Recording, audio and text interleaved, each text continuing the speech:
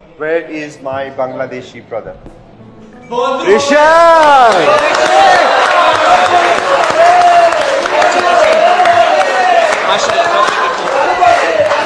ঋষাদ, ঋষাদ, আমি তোমাকে ভালোবাসি। কত সুন্দর এই মুহূর্ত। একজন বাংলাদেশি ক্রিকেটের অর্জনের জন্য বাংলায় বলতে বাধ্য হলেন মালিক পক্ষ।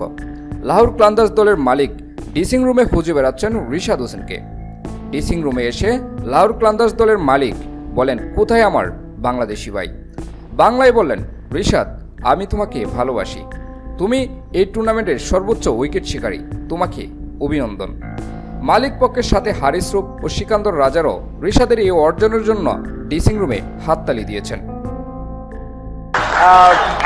You are the highest wicket taker so far in the tournament, and I'm sure by the time the tournament will finish, I'm sure you will be the highest wicket taker. Very much.